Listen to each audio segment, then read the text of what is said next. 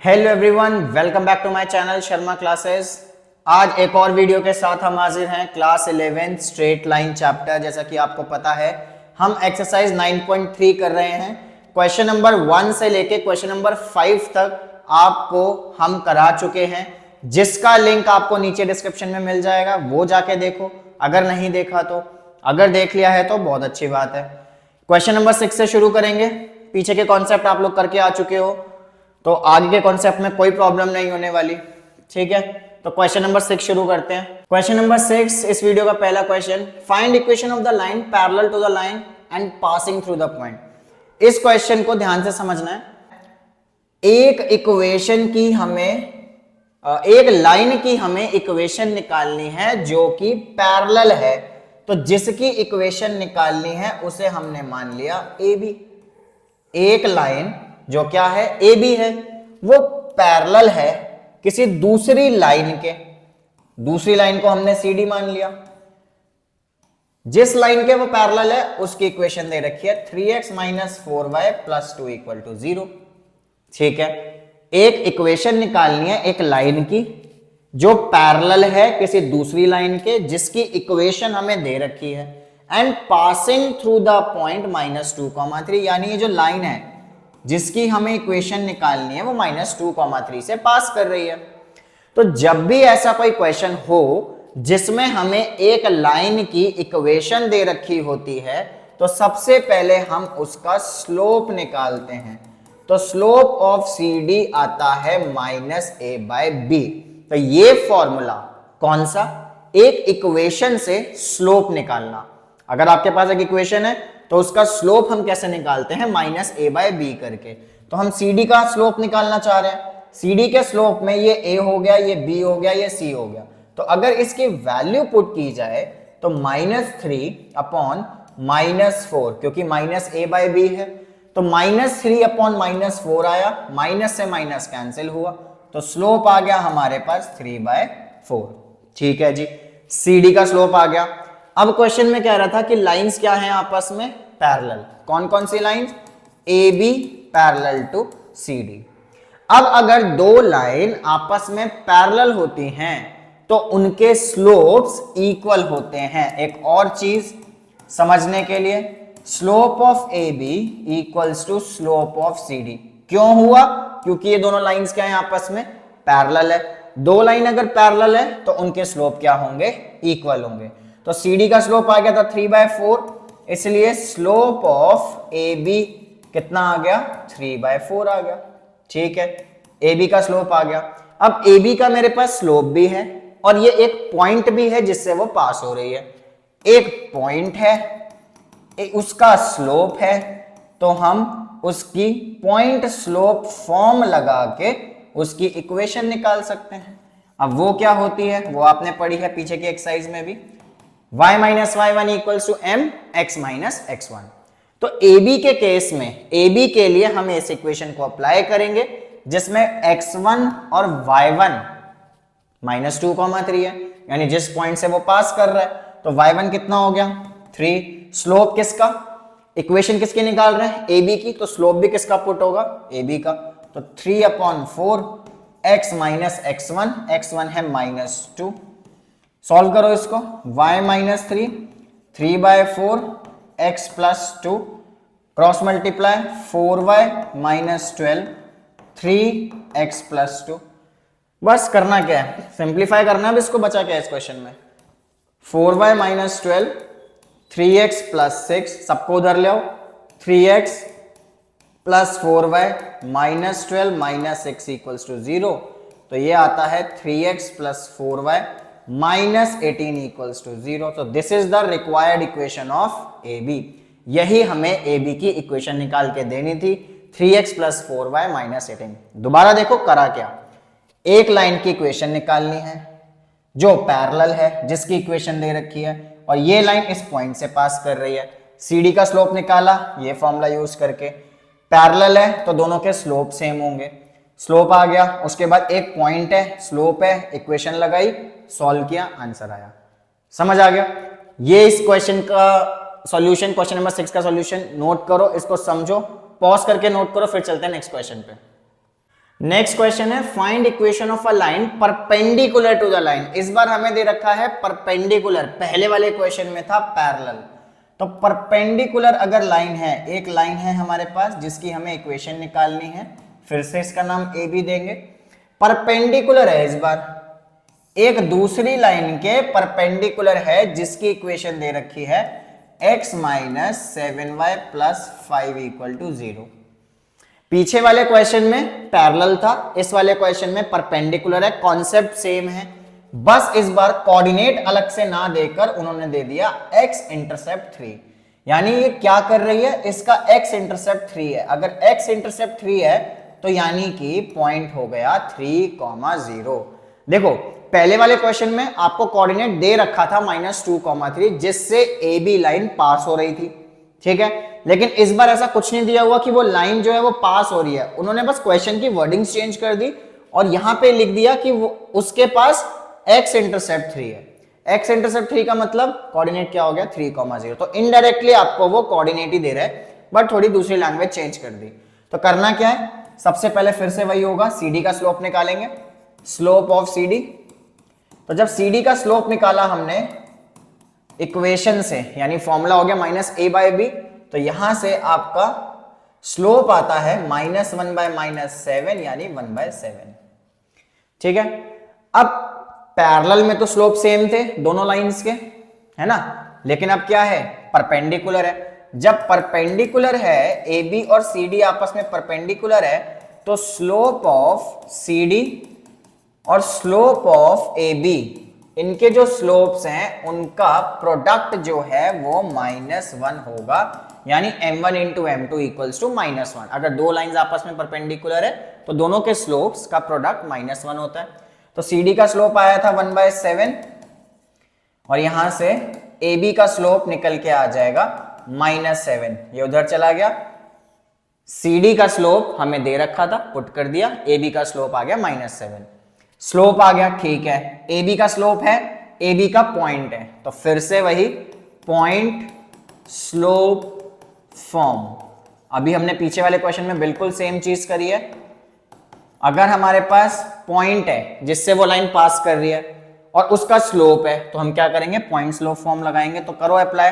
y1 क्या है, 0 है, y1 है 0, स्लोप कितना है -7 और x1 है हमारे पास 3, तो ये आ जाएगा y is equals to -7x plus 21, -7x इधर आ गया तो यहां से आ गया y plus 7x minus 21 equals to 0।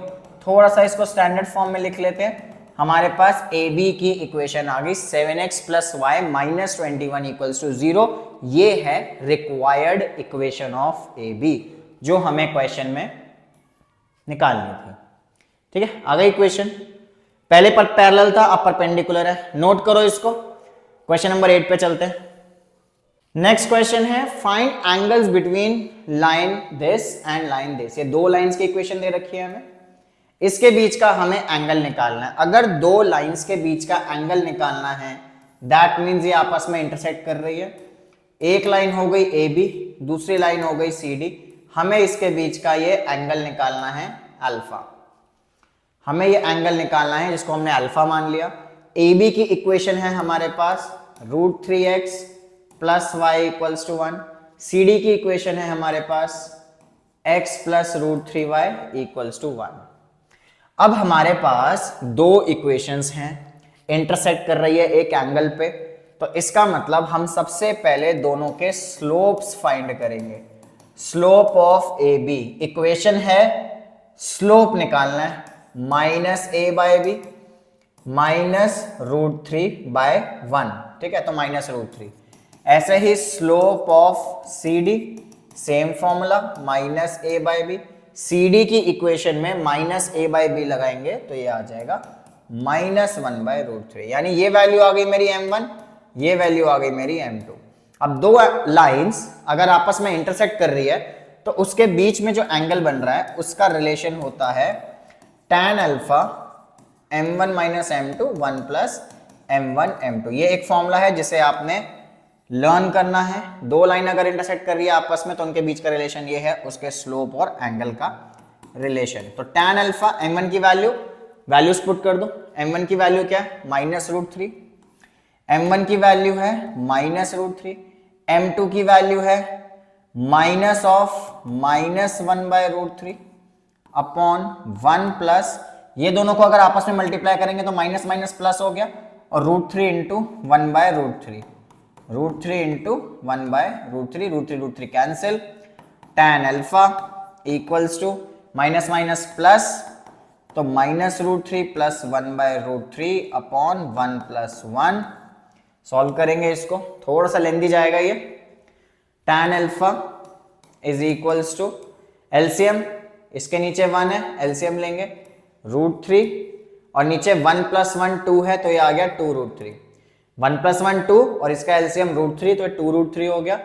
√3 को √3 से मल्टीप्लाई, तो -3 plus 1, tan alpha equals to -3 plus 1 -2/2√3, 2 और 2 cancel, tan alpha equals to -1/√3। अब मॉड जब हटेगा तो एक बार इस साइड प्लस और माइनस, दो केस बनेंगे, माइनस प्लस माइनस लगेगा यहां पे, और -1/√3, तो केस वन जब यहां -tan अल्फा है, केस 1 में आ गया -tan अल्फा इक्वल्स टू -1/√3, यानी माइनस से minus cancel, tan alpha is equals to 1/√3, और ये कब होता है, tan 30 डिग्री पे, तो यहां से आ गया 30 डिग्री। केस टू प्लस वाला tan अल्फा आएगा -1/√3, tan अल्फा इक्वल्स टू, हम इसको लिख सकते हैं -tan 30, और tan जो है वो नेगेटिव कौन से क्वाड्रेंट में होता है, आपने पढ़ा है ट्रिग्नोमेट्री में, यहां पे वो क्या होता है, नेगेटिव होता है। तो या सेकंड क्वाड्रेंट में पहुंचने के लिए हम 180 में से माइनस करेंगे, किसे, 30 को, तो 180 में से 30 को माइनस किया तो हमारे पास आता है 150 डिग्री, यानी alpha is equals to 150 degree. इसकी डिटेलिंग में मैं नहीं जाऊंगा मैं, क्योंकि ये ट्रिग्नोमेट्री का पार्ट है, वो आपको ट्रिग्नोमेट्री की वीडियो में मिल जाएगा, ठीक है। तो इसको हमें सॉल्व करने के लिए यहाँ पे ट्रिग्नोमेट्री का यूज हो रहा है। सेकंड क्वाड्रेंट के लिए 180 माइनस किया तो अल्फा आ गया 150। हमें क्या पूछ रहा था, वो एंगल्स पूछ रहा था, तो एंगल्स कौन कौन से आ गए, एक आ गया हमारे पास 30 डिग्री और एक आ गया हमारे पास 150 डिग्री। आई होप ये क्लियर हो गया होगा, बहुत ही अच्छी बात है अगर ये क्लियर हो गया है। तो एंगल्स निकालने हैं, रिलेशन ये याद रखना है, स्लोप सीख ही गए हो आप, नोट करो इसको, फिर चलते हैं नेक्स्ट क्वेश्चन पे। नेक्स्ट क्वेश्चन है, the line through the point h,3 and 4,1। एक लाइन है ए बी, इसके दो पॉइंट हैं जो पास कर रही है h,3 और 4,1 से, h,3 4,1 intersects the line this eight right angle. भैया क्या है, परपेंडिकुलर की जगह राइट एंगल लिख दिया उन्होंने, तो कोई बड़ी बात तो है नहीं। अब ये दूसरी लाइन को इंटरसेक्ट कर रही है राइट एंगल पे, राइट एंगल मतलब 90 डिग्री। इस बार हमें CD की इक्वेशन भी दी हुई है, CD की इक्वेशन आ गई 7x minus 9y minus 19 equal to 0। तो सबसे पहले क्या करेंगे, हम स्लोप निकालेंगे, स्लोप ऑफ CD फिर से वही -a/b। इक्वेशन से स्लोप निकालने का एक ही फॉर्मूला है, -a/b। तो जब फॉर्मूला लगाया तो -7/-9 कैंसिल होके आ गया 7/9। CD का स्लोप आ गया भाई, तो AB का स्लोप आ जाएगा, AB का स्लोप आ जाएगा। कैसे, क्योंकि CD और AB आपस में परपेंडिकुलर है, तो -1 m1 इंटू m2 -1। तो अगर मैं CD का स्लोप यहां पे 7/9 पुट करके m2 की वैल्यू निकालना चाहूं तो भैया बिल्कुल निकाल सकते हैं, भाई बिल्कुल निकाल सकते हैं। -9/7 आ गया, किसका स्लोप, AB का स्लोप आ गया -9/7। AB का स्लोप है, इस बार तो दो दो पॉइंट है, लेकिन ये वाला पॉइंट हमें h की वैल्यू निकालने को बोल रहा है। तो हमारे पास AB का स्लोप आ गया, लेकिन हम एक और तरीके से AB का स्लोप निकाल सकते हैं। एक और तरीका है, कौन सा तरीका, अगर दो कोऑर्डिनेट है हमारे पास, दो कोऑर्डिनेट है तो स्लोप कैसे निकालते हैं, y2 - y1 upon x2 minus x1।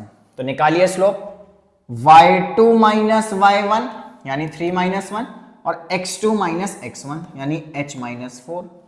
और स्लोप ऑफ ए बी अभी हमने निकाला है -9/7, तो इसकी जगह आ गया -9/7। देखो slope of C D into A B था, वैल्यू पुट करी यहां से, ये स्लोप निकाला, दो कोऑर्डिनेट थे वहां से स्लोप निकाला, दोनों स्लोप को आपस में इक्वल रख दिया और फिर इसको सॉल्व कर देंगे।